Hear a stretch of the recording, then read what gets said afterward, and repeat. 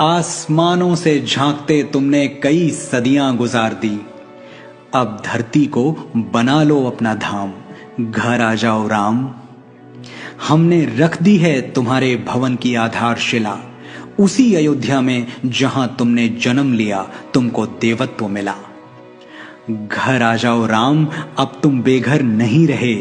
सरजू के तट फिर से तुम्हारे हुए, अवध के खेत खलिहान पोखर पनघट फिर से तुम्हारे हुए।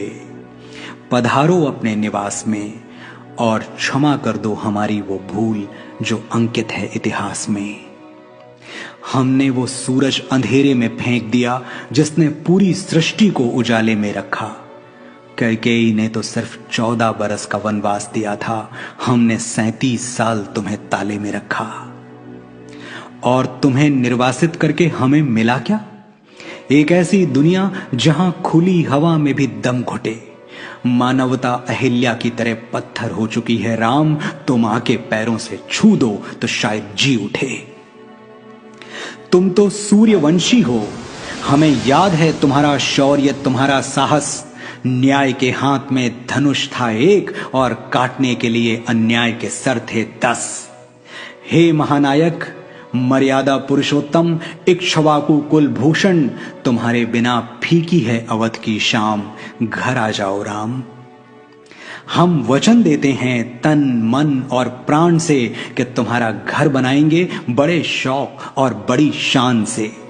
दीवारें इतनी मजबूत कि भेदभाव का रावण भेद न पाए।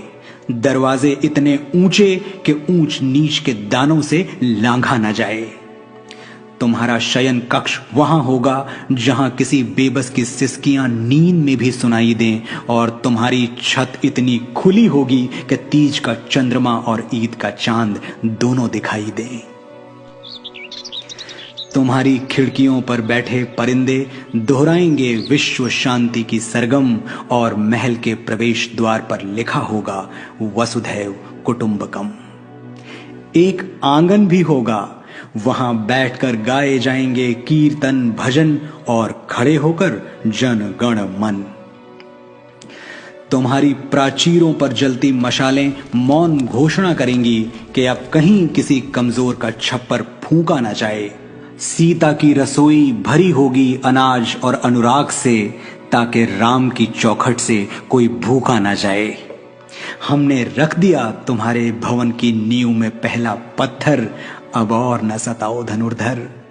अनगिनत केवटों शबरियों सीताओं को प्रतीक्षा है तुम्हारी, घर आ जाओ मेरे राम, मेरे मंगल भवन अमंगल हारी।